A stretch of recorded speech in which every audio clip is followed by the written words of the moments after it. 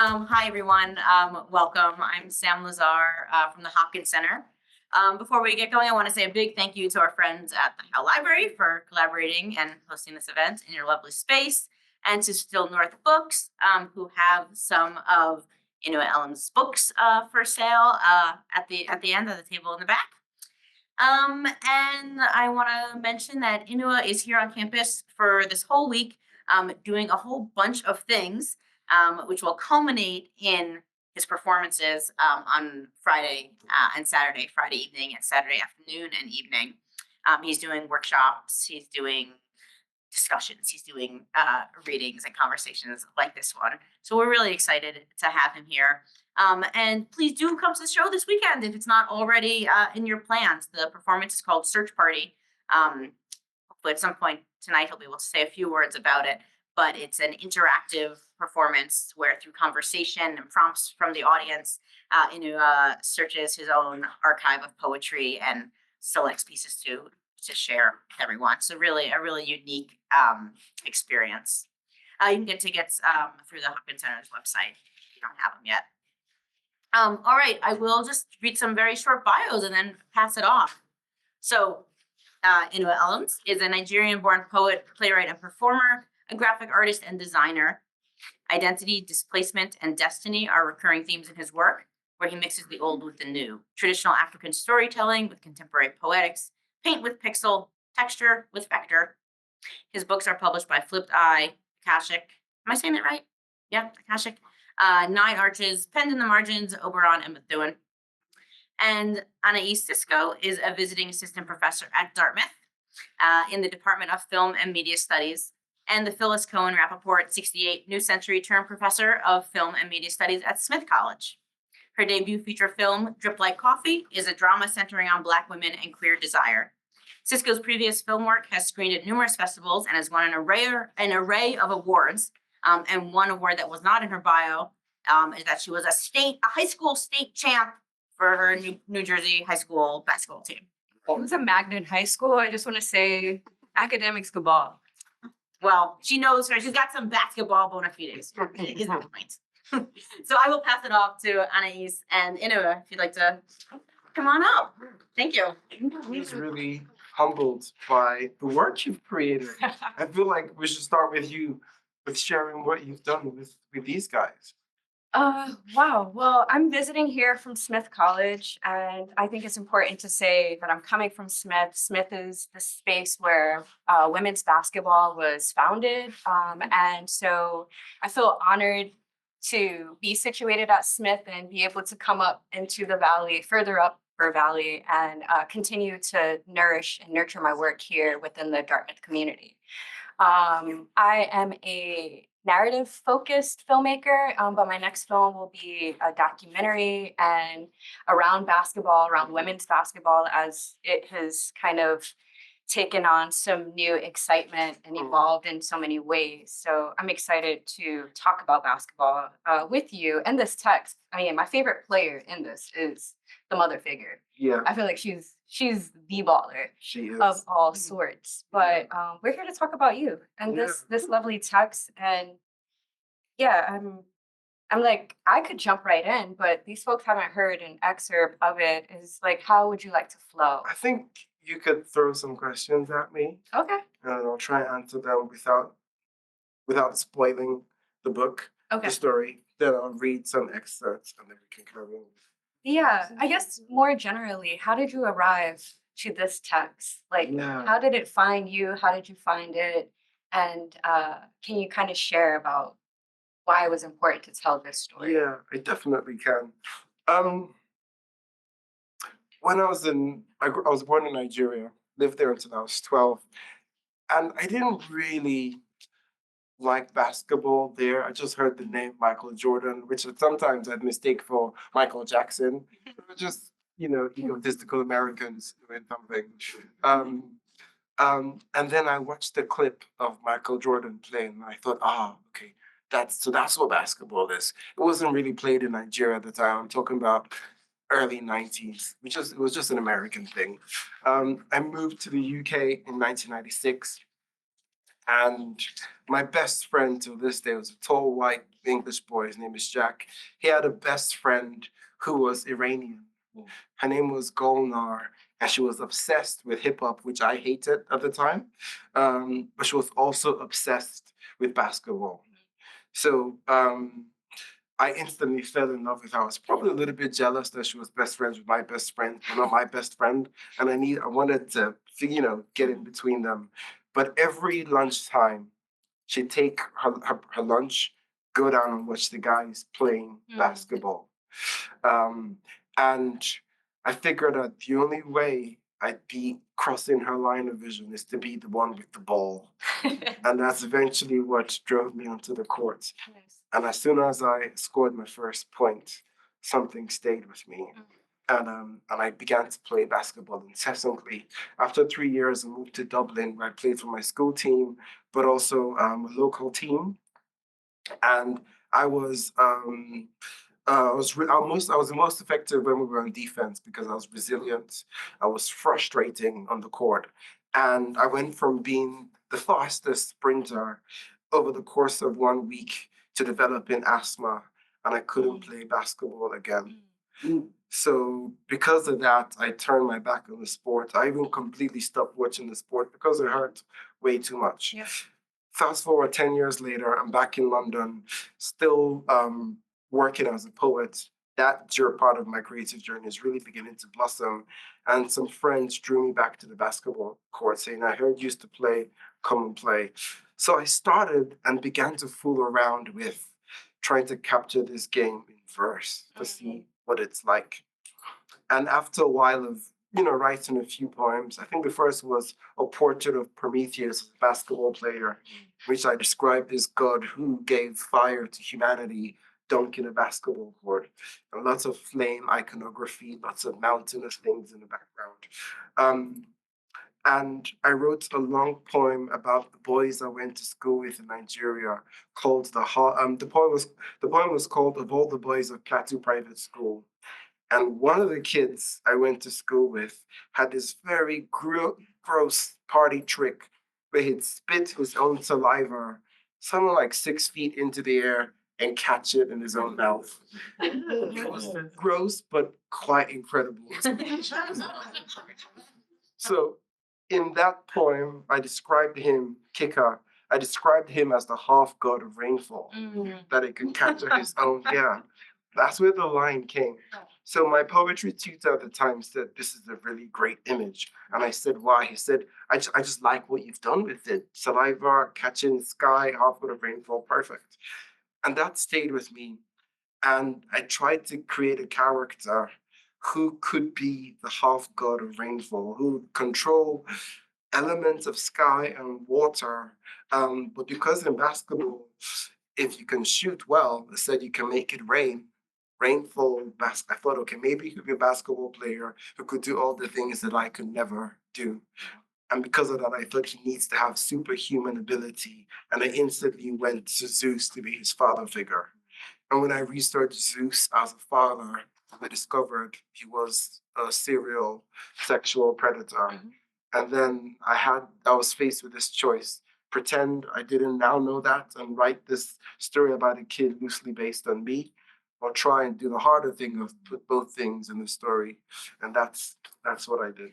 Wow, thank you for walking us through that. I had similar struggles of grieving the loss of basketball after an injury and turned my back on it for a while. I recently, yesterday, started watching NCAA women's basketball because my heart couldn't take it. Yeah. It was like, that was supposed to be me. Still, as a professor in an institution, you kind of need to work through those things. And it feels like this is a piece about working through trauma within the text and generational trauma as well. And so, I love that basketball comes up in your work because it is something that has really grounded me, even in the making of my film work. I had the best time making a film that's about really hard stuff of sexual violence, incest, about this young girl who uses basketball to escape harm from her father. And making that film, you think that, man, I got to convince this kid's mom to act in this film. I have to convince this father figure to play this role of this character without feeling like villainizing all Black men. I just really want to talk about this thing that happens often. And in the production of that film, we scheduled in a basketball game. And like there was so much joy and play in this collaborative effort to make this really hard story. So I loved hearing that about your work. I'm gonna ask some questions that are kind of specific to the text. And since we're on this theme of basketball, you know, I love a really good basketball story. Like live for it, Love and Basketball. Yes. Favorite movie. Classic. Structurally, one, because it's like structured in 4 quarters, the entire film. And I kind of got some 4-quarter-ish structuring happening in this text as well. But this is a basketball story that features Orishas and Greek gods, like pretty badass. Can you share a bit about your connection to how basketball might have some spiritual ties for you? Yeah. Definitely. Firstly, because of the relationship between Africans, sub-Saharan Africa specifically, and the African American population, I feel as if there is a spiritual connection. You know that stand-up comedian is African American. His name is Kit something. Not Cat Williams. Cat Williams. Oh, Cat Williams. Yeah. He has this skit about how the foundations of basketball, why Black people are so competent in the game, came from working in cotton fields. Have you seen that? No. Isn't it a recent special? No, it's an old one. Oh, okay. It's kind of problematic, but it's really funny. I mean, he is. But yeah, He is, great. right? Yeah. He had this thing about how you have a basket tied to your hip and you're taking cotton, right? And there's something about how he does that, which makes it look like you're dribbling, you're crossovering, and he just talked about how all of that was muscle memory that we were pre-programming into the African American body, which found a celebration and musicality and rhythm and focus in the game of basketball. But also, speaking specifically about rhythm, for instance, in Nigeria, in the boarding school that I went to, punishment was to cut fields of grass, just cut with machete. And because I was a troublesome idiot, I used to cut way too much fields and fields of grass. And we used to sing work songs as we were doing so, and which meant that rhythm came to dominate the stress, the movement of that. So I feel as if there's something to do with the body, something to do with music, something to do with finding a flow, which found an expression in the field here, which also kind of found its way into basketball. That's what I think, a spiritual sort of, internal rhythm kind of sense. I love that. And I'm going to go find that because that sounds like a hilarious visual, especially with Cat Williams. I was wondering if you could talk about what it is to develop a story featuring deities, right? As a writer and an extension of these spiritual beings, do you choose them for characters or do they choose you in the writing process? And can you give us a sense of what goes into your character and world building? Wow, that's such a great question. Thank you so much for asking that. When I chose Zeus as a father figure, I realized realized how complex and spoiled and soiled a character he was, and how much Hollywood had sanitized him of his crimes. I began to wonder why I went to Zeus. Why didn't I think of Demi having a superhuman Black father? So I began to reconnect with Nigerian mythology, Yoruba mythology specifically, and in doing so, I discovered Shango. And I thought, oh wow, so we have all of this. Why didn't I go to them instinctively? Why did I go to Greek mythology? And that exposed to me the problems that are still playing out across the educational systems in Nigeria, which is that they still work as they were designed by our colonizers. right? And education, the education institution in Nigeria hasn't exercised its demons of those foundations. For instance, history isn't really taught in Nigeria, and because of how Christianity was weaponized against us, there were parallels drawn between, for instance, Satan and Eshu in who's an Orisha. But such binary divisions didn't exist in Yoruba mythology. There wasn't good and bad. There wasn't evil like that. So for those reasons, and because I grew up in a Christian and a Muslim home, we just never touched the Orishas. So when I was reading this and rediscovering this, I thought, oh my God, there's so much complexity here. So I spent lots of time tracking down priests and priestesses in London, but also in Nigeria. I went to the literature festival in Nigeria called the Aki Literature Festival. And on the stage was the youngest female Orisha Ifa priestess in the country. And she was talking about trying to reclaim her faith and also share it. And she has this Instagram account. So I took her details. And when I was writing and I thought I was doing something a little bit blasphemous, I slide into her DMs and say, oh my God, is it okay for me to do this? And she said, it's absolutely fine. Keep on doing this. And when we were developing the very first production of the play, I was still working on the script. And there was this man, I think it was part Caribbean, and his personal god was Shango. So I sent him the script, and he flew into a rage, saying, how dare you? Shango would never bow before woman. His this, his that, etc. Which was really, and because of how hot-headed he was, I thought I couldn't ignore his opinions. And then I reached out to the lady in Nigeria again. And because she was indigenous, because she was born in the culture, and she told me it's completely fine, ignore this dude, whatever. She trumped his opinions. So I reached out to him and said, let's have a meeting. So we went out to a Nigerian restaurant, we ate, and I explained what I was trying to do with the story. He said, okay, I'm going to go back and consult with Shango. He did so, and then emailed me saying, it's fine, Shango gives you a money.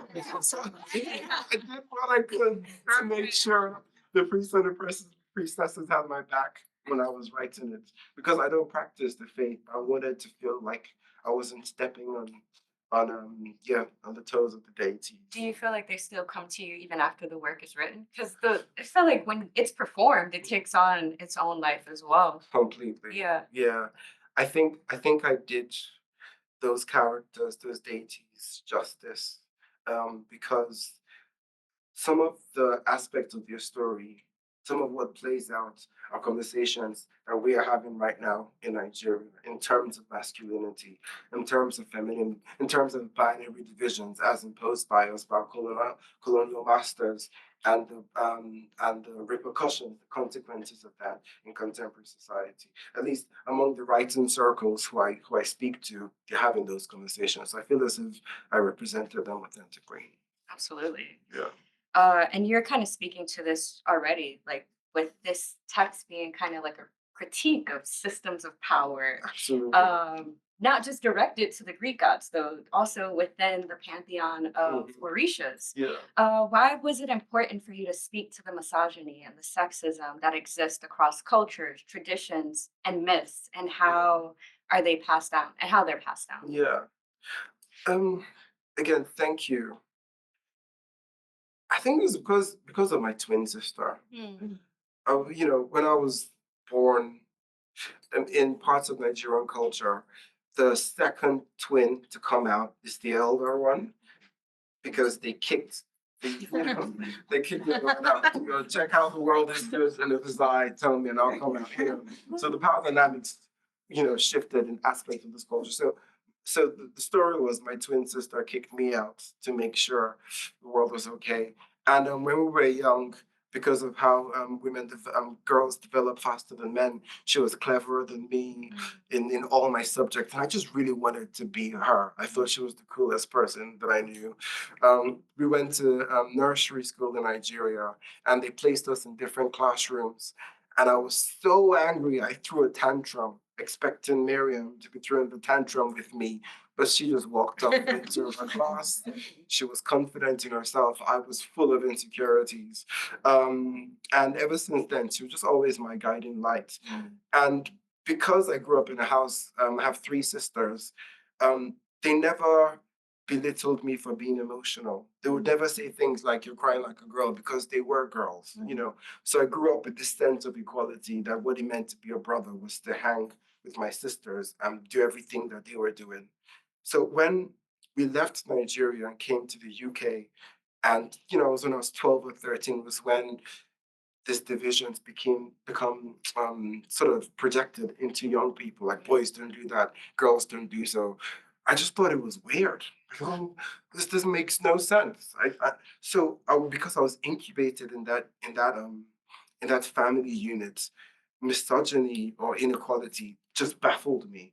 So I've always written stories where the female characters were on equal standing with the male characters. So I never felt like I was doing anything groundbreaking. I was just doing what I was taught. Yeah. You know, I was reflecting the world around me, and all of that led into working on the Half-God of Rainfall. Um, yeah, and just understanding the imbalance and feeling implicitly like I need to use the tools that I have to try and address that in some way, shape, or form. Nice. Mm. I have specific questions from like for the text. I Yeah. wonder if this might be a good place where read some. we engage with it, because I feel like I get it. You're Yeah. gonna get what I'm asking. Yeah. But this is an opportunity for you all to also engage with Yeah. our lovely playwright and poet here. Yeah. Could Okay. this be? Because I'm gonna turn to you all in a few to ask questions as well. So I think we should give them some material. Yeah. Thank you. I'll read, I'll start at the beginning. Reading from, so there are four quotes that start the book, which I'd like to share with you. The first is from a Nigerian poet called Chuman Mokolo. He says, I'm a poet, so I can empathize with minor gods. The second is another Nigerian writer, Kweke Emezi, amazing novelist. And in a book of hers, she writes, the first madness was that we were born, that they stuffed a god into a bag of skin. This is from W. Belvin, another poet who used to play basketball. I too once dribbled that old bubble, happiness, and found in time the scrabble and the rules doubtful. And the last is from Maya Angelou. I'm a black ocean, leaping and wide, welling and swelling, I bear in the tide. And when I was creating the character of Medupe, Maya Angelou was just here. Okay, so I'll read the first book, which is about 4 pages. Orunmila is an Orisha. He's the father of the Orishas. Orunmila, the god of vision and fiction, whose unique knowing is borderless, whose wisdom unmatched, who witnessed the light of all creation, to whom all stories are lines etched deep in his palms. From the heavens above Nigeria, read the qualm of oncoming conflict, shook his head, and looked down. The local boys had chosen grounds not too far from the river, so a cooled breeze could blow them twisting in the heat. The boys had picked clean its battered palms, leaves left from previous years, to make this their grounding, their patch, their pitch. These local lads leveled it flat, stood 2 shortened telephone poles up, centering both ends of the fields. Then they mounted tires, strapped one atop each pole, and stitched strips of fishing nets to these black rims. Court lines were drawn in charcoal, mashed into a paste, and the soil held the dark pigment, the free throw lines glistening, geometry perfect.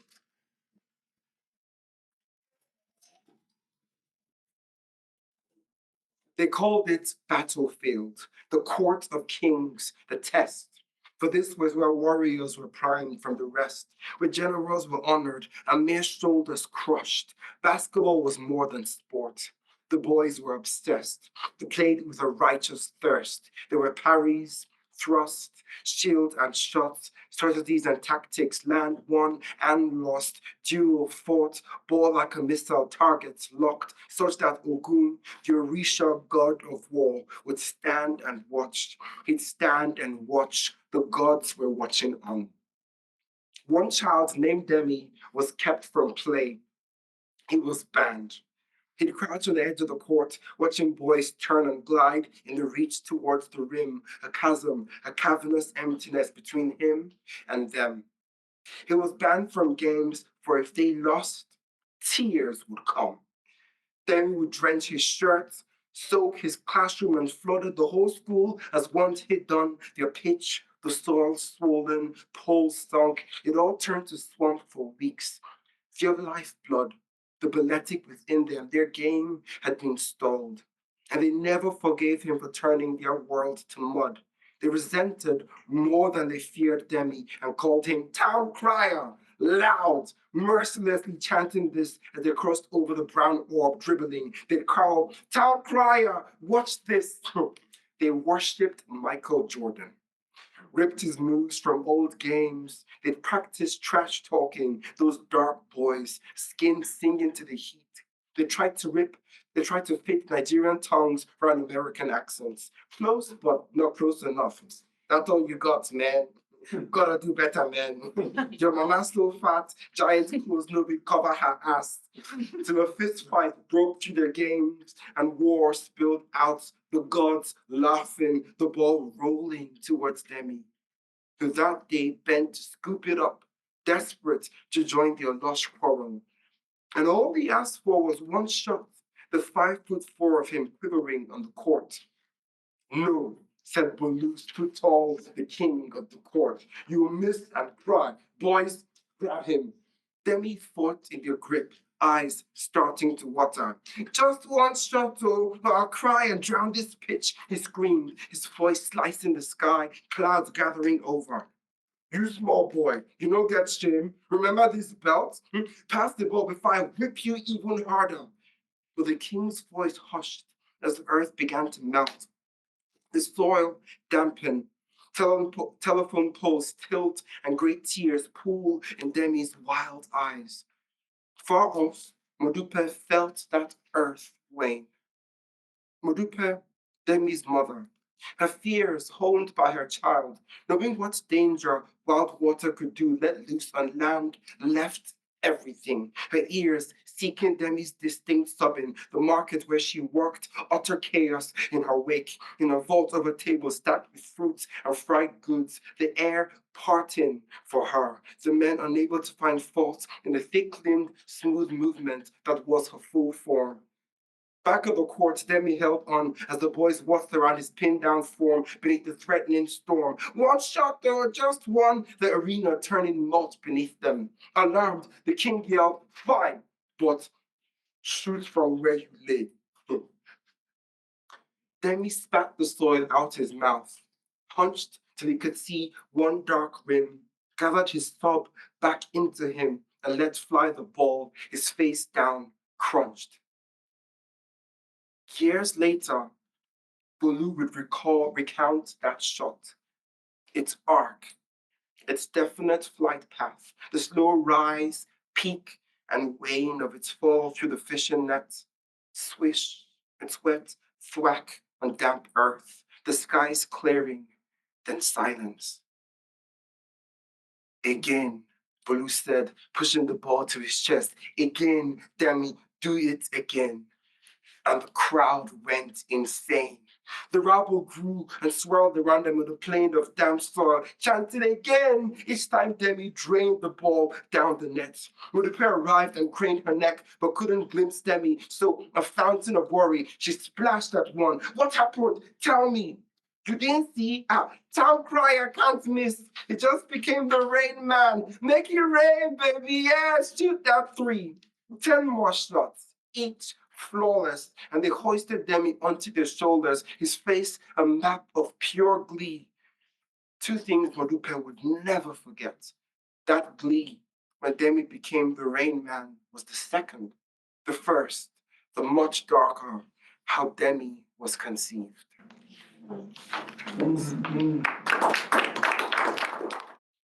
It's more of a comment than a question. And it's still Nigerian. Indeed, Yeah. indeed. As we're reading, what struck me was and let me just cite something in particular, something in what you read. The part where some of the players were trying to talk with an American accent. That stood out to me. And it just seems to me that what you read brings forth the way that cultures come together, right? Africans looking to Black Americans and mimicking them. Yeah. And so what you read was, in addition to the artistry, it was just an example of how worlds connect. Yeah. And so I don't know if you want to respond to that, but I was struck. I mean, I recall, I also chuckled because I recall being on basketball courts in Nigeria and hearing players mimic American accents. You know, that was a part of my world as well. Yeah. So, but just how, I guess, as an academic, we often, especially those who deal with diaspora studies, there is a lot about how cultures, right, with perhaps a common ancestry, how they come together, right? And so, in this work of fiction, or this artistic piece, that really comes to the fore. The way that worlds, you know, just come together, not only in basketball, but in just the way that these characters are taking on the persona of people in the United States. Yeah. So I just found that incredibly interesting. Thank you.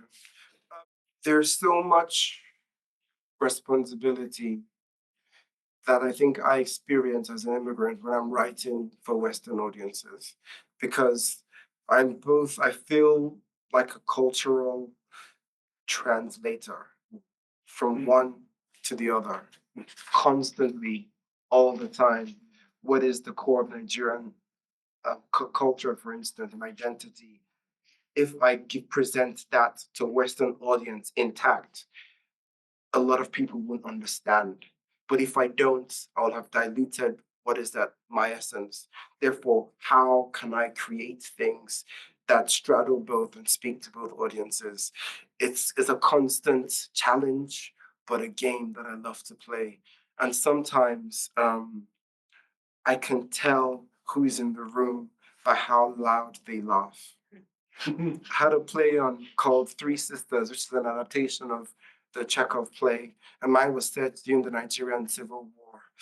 And when I was writing the play, I was aware the fact that the play will happen at the National Theatre, therefore 80-90% of the audience will be white British people. But at the same time, I wanted Nigerians to really, really get it. So there were several layers of in-jokes, which I proudly snuck past the desks of the editor at the National Theatre. And based on how hard the audience were laughing, I could tell if they were Igbo Nigerians, if they were Igbo Nigerians born in a certain generation, if they were just Nigerians born in Nigeria, if they were British Nigerians, if they were West Africans, and if they were otherwise, you know, and I could tell. And part of the joy was sitting at the back of the theater and hearing them laugh and thinking, yep, I know what that is.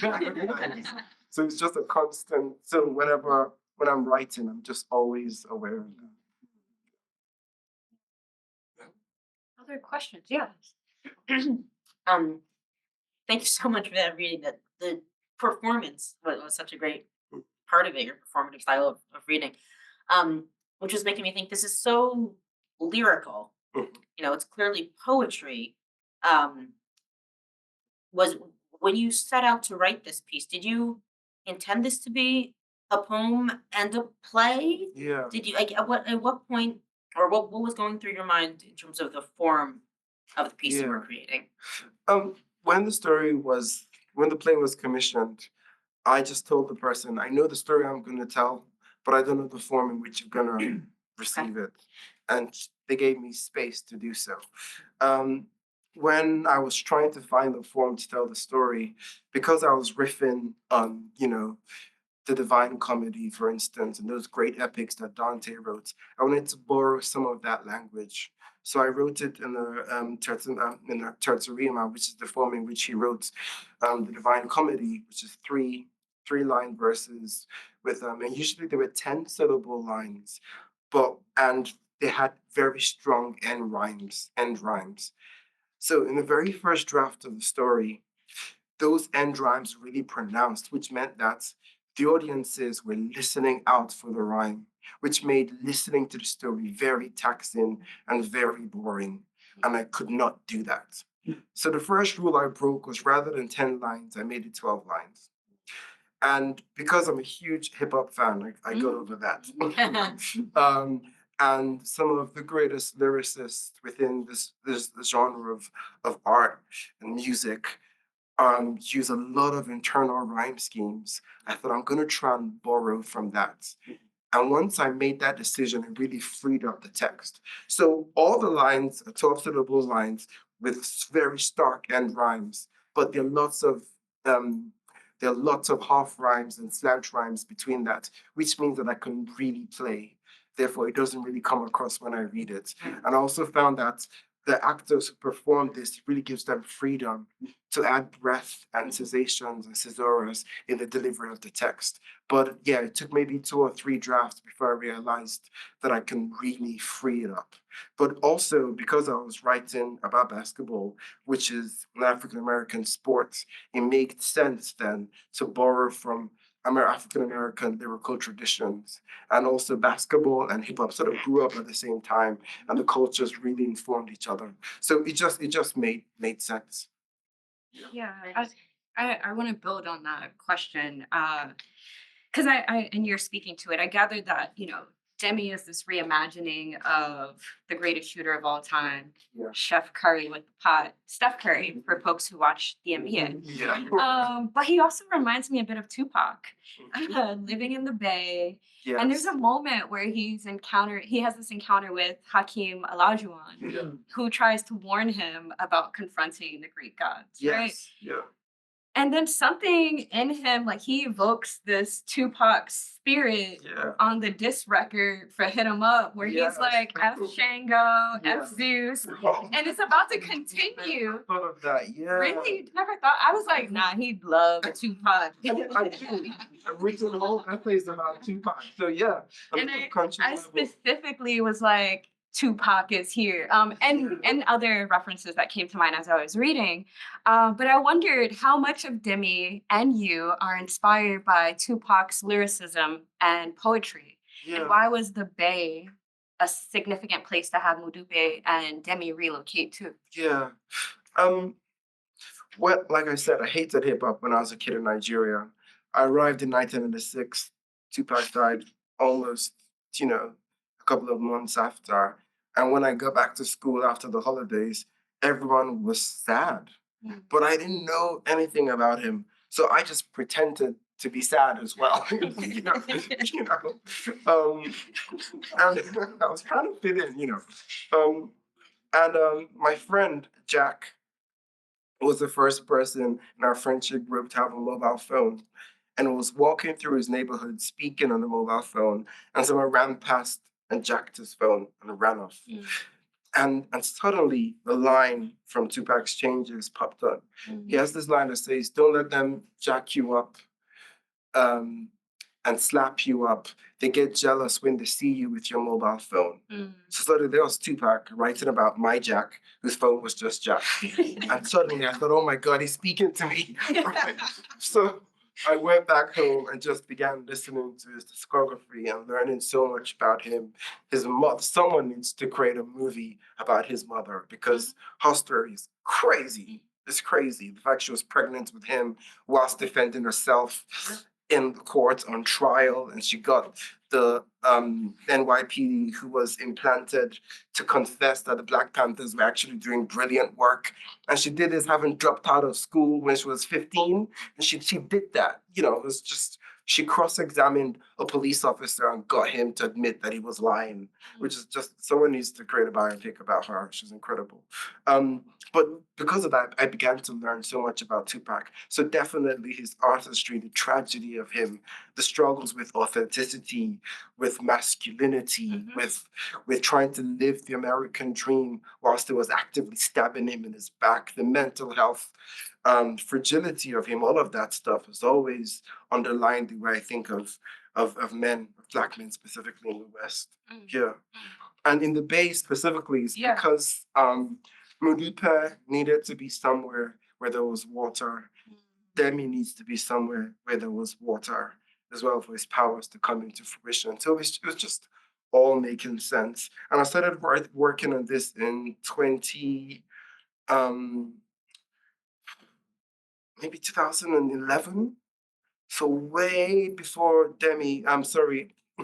before Steph Curry came into the fruition. Right. So I finished the story just when his career was taking off. And I thought, oh my God, did I manifest him? This is Django speaking or something like that, yeah. But it was so uncanny. There is one Greek Nigerian basketball player right now. His name is Giannis Antetokounmpo, who plays for the Bucks. And I'm also trying to get him a copy of the book. Yeah, he needs to read. He needs to read. And Steph Curry. Yeah. And I loved hearing Mudube's connection to water because when I was reading it, it just struck something in me when I was a grad student at San Francisco State, feeling displaced from New York City, and like. In New York, I always had the East River to go to, right? Like you get to see Manhattan from Brooklyn and leave your thoughts on that river and they go somewhere. Yeah. In Oakland, I was missing rivers. Right. There's Lake Merritt, where every time I went there, I felt like I would return to my thoughts and there was no flow. And then the ocean just felt very vast, like the Pacific Ocean. I didn't have connection to that body of water, so to speak, as I do with the Atlantic. And so seeing Mudube there in this imagined state that I have in my head of her, I felt very connected to her. Yeah. Essentially, she is the MVP in this story. Absolutely. She is the Golden State Warrior. Absolutely. In the very first draft of the story, I'm going to spoil it. I mean, it's hard not to. It's hard not to, right? It's okay. That's okay. Okay, you still have to buy the books. Few there. In the very first draft of the story, Demi was the one who fought Zeus and defeated him. And when I finished, I sort of sent the book around to friends of mine, and a lot of friends of mine who also, unfortunately, have been victims of sexual abuse said, "Oh, this shit is not realistic." And I said, "Yeah, it's a fantasy. It's a myth. It's not realistic." But they said, "No. What I'm trying to say is, your story has so much real world stakes in this, so much parallels that you need to continue it." And I said, "Again, what do you mean?" They said, "In the real world, men protect men. They dismiss things like this as just locker room talk.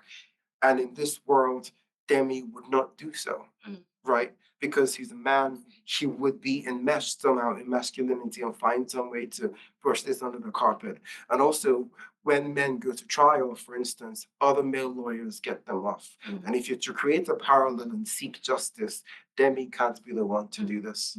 And because Demi was an avatar for myself, it meant that I had failed on some profound level.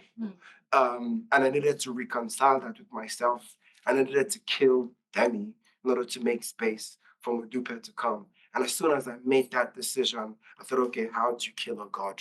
And then I did a whole bunch of research into how you go about diminishing a deity's essence. And everything just drove to Mudupe. It had to be Mudupe. And as soon as I finished it, the very first draft with her, which is maybe draft 4 or 5, it just made complete sense. It was always Nadipa's story. My ego just got in the way. No, and that's how I felt at the ending of it. And you're speaking exactly to my question, because I was like, wow, you chose not to have the powerful half God, but have the mother figure do it. And for me, like, it's not often that you find women characters, at least not in cinema, where they get to seek revenge on their abusers and not suffer the consequences of those actions. And so I was wondering if you could kind of continue explaining how you made this creative decision and what you hope readers and listeners will take away from this type of ending. Thank you again. Really great question. I just listen to women, really. That's the answer. That's the answer. That's the answer. You may know her name. She's a Black British screenwriter. Her name is an actor. Her name is Michaela Cole. Oh yeah. She had a show called I May Destroy You. And when I was working on this, she's a friend of mine. So we began to talk about the idea of radical forgiveness and what that means, and the consequences of that. And she was negotiating this whilst writing the end of I May Destroy You. So that was also in my mind. A friend of mine had connected with, and forgiven her abuser. And we sat down and she explained that the only reason she could do so is because when she met him, she saw a man who was physically weighed down by his actions. Because after he acknowledged the fact he'd done something horrible, he tried to understand what allowed him to think that was ever acceptable, which meant him really deconstructing everything about his growth as a man, his teenagehood, the men around him. And she could just see him disintegrating and then trying to rebuild himself, knowing he had done this. And because of that, she could forgive him, because he wasn't just brushing off his shoulder. He was constantly replaying and trying to unpick. And all of that drove me to think about Modupe and what would need to happen for her not to carry the consequences of this. What would need to happen for her to want to take a life and feel justified in doing so. So all of that drove me towards this ending.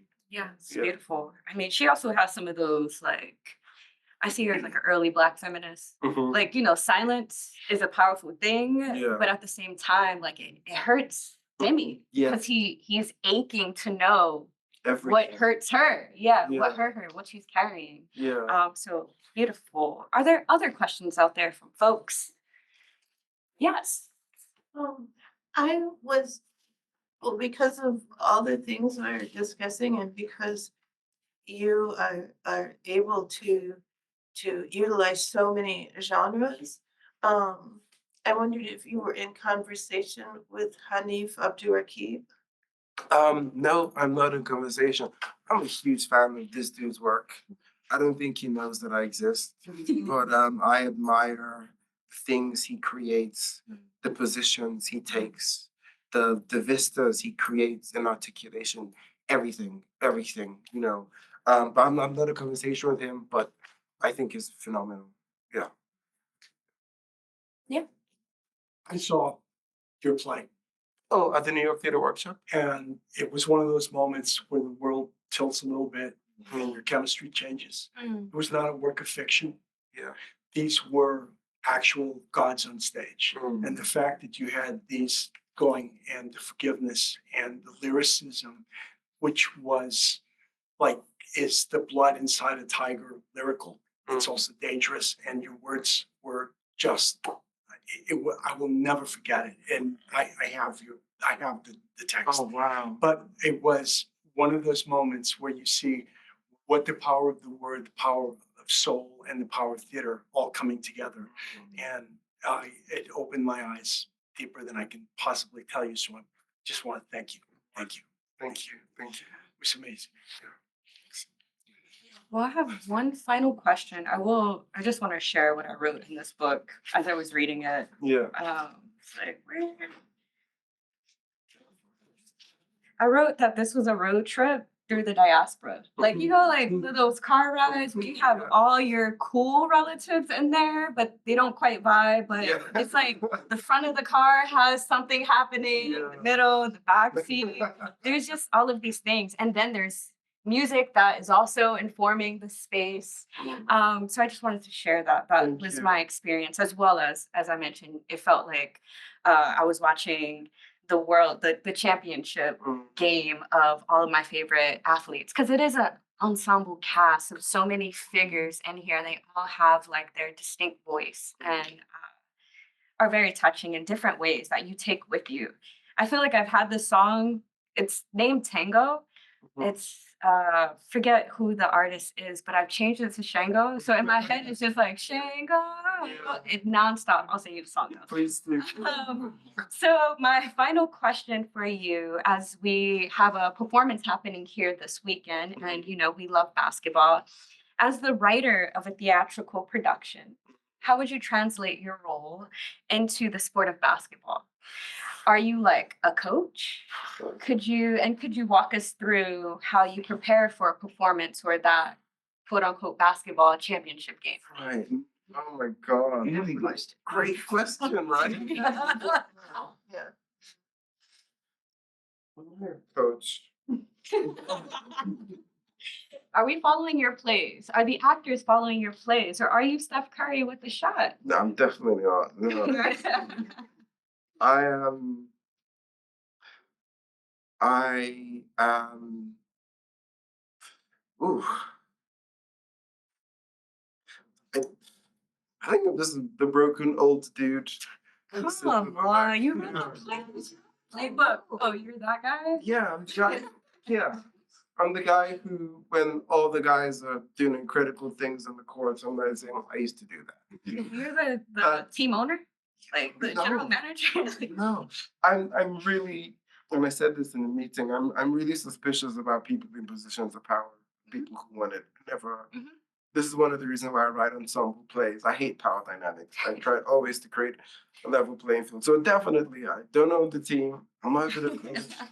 Maybe I'm the water boy. That's Right. the most key player. Key figure on the team that hydrates Does players. hydrate people. I'm the I water like that. boy. Yeah. I like that. The water from the river. Yes. Yeah. And what's the second question? That was it. What was your role? Oh. How could you walk us through how you prepare for a performance, aka the championship game? Yes. This is a prayer which was written by one of my favorite African American poets and performers and thinkers and philosophers. His name is Saul Williams. He was Tupac. He literally was right in the play. And Saul has this line which I love because of its false simplicity and the humility which is built into it, but also the acknowledgement of one's potential. His prayer is, "Dear God, grant me wings. I'm too fly, not too fly." Facts. And that's what I always say before I get on the stage. That's my prayer. Ashe. Yeah. Can we give a round of applause?